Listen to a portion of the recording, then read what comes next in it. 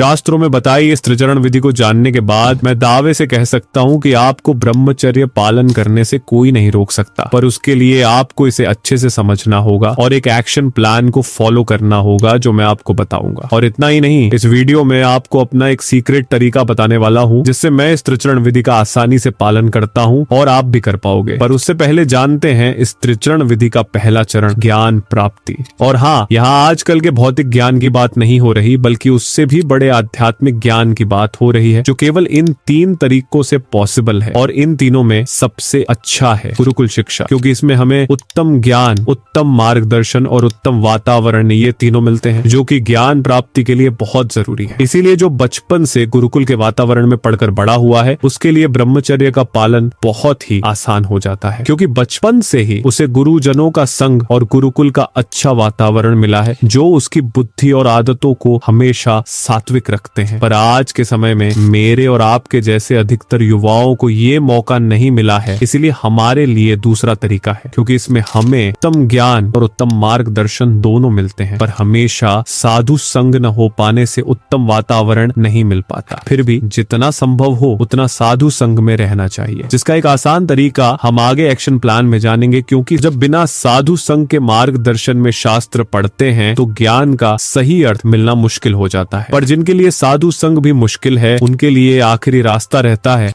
अब इसमें उत्तम ज्ञान तो मिल जाता है, पर उत्तम मार्गदर्शन और उत्तम वातावरण नहीं मिल पाता है। हालांकि आज के समय में इंटरनेट से महान साधुओं की मदद से शास्त्रों को पढ़कर उनका सही मतलब जान सकते हैं। और अगर आप स्टेप बाय स्टेप शास्त्रों को पढ़ना चाहते हो तो डिस्क्रिप्शन में लिंक है, वहां से पढ़ सकते हो। पर यदि शास्त्रों को पढ़ने का समय नहीं है या पता नहीं है कि कहाँ से शुरू करें, तो उसके लिए डिस्क्रिप्शन में कुछ बुक्स का लिंक है जिससे आपको सनातन संस्कृति का मूल ज्ञान आसान भाषा में मिल जाएगा। और आगे क्या पढ़ना है इसका भी फैसला ले पाओगे, जिससे फिर आप कर पाओगे अपना।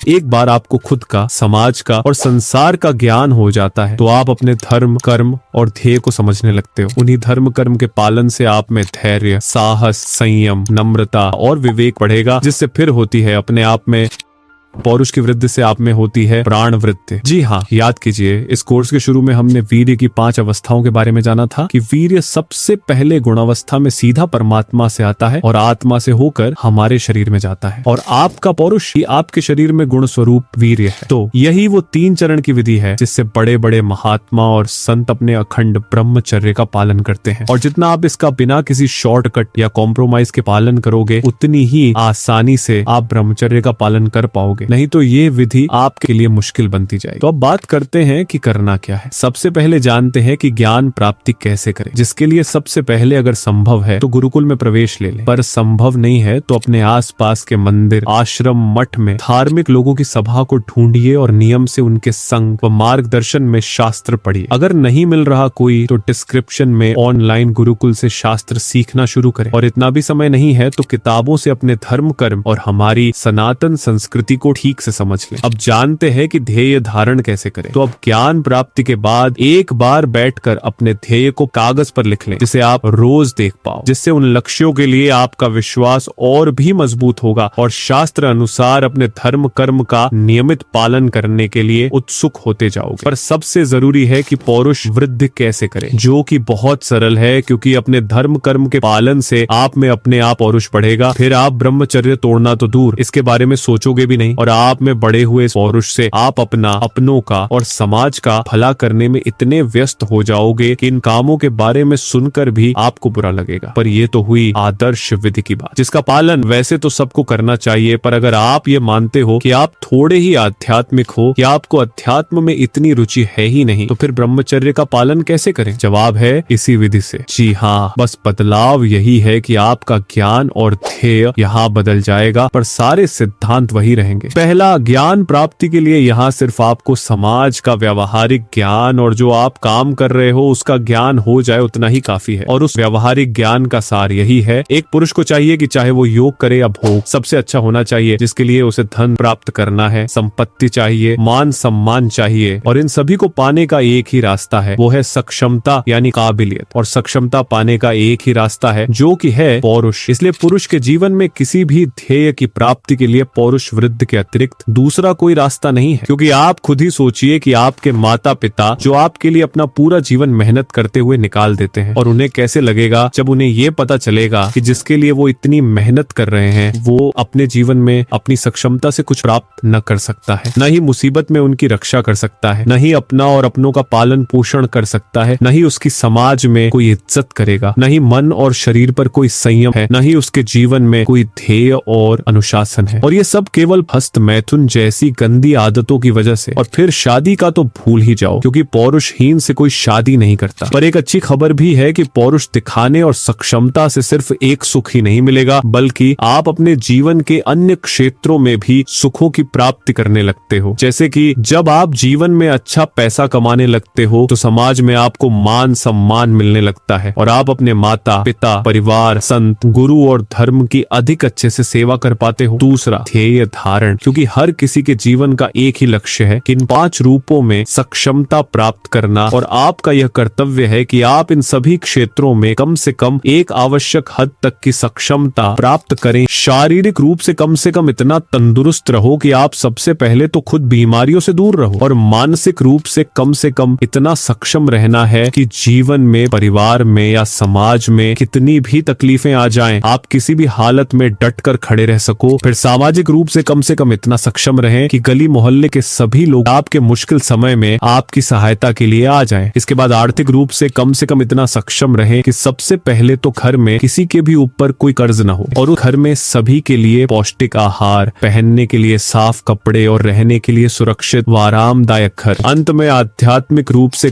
कम इतना सक्षम रहना है कि कभी किसी के प्रति गलत न करें, हमेशा सबके लिए अच्छा ही सोचें। यदि आपको लगता है कि आप अभी इस स्तर पर नहीं हो, तो भी सबसे पहले आपको इस स्तर पर आने का ध्येय बनाना है। और अगर आप इस स्तर पर हो तो अब इनमें से किसी एक या अधिक क्षेत्रों में श्रेष्ठता प्राप्त करने का ध्येय बनाइए और उस क्षेत्रों में पौरुष दिखाइए।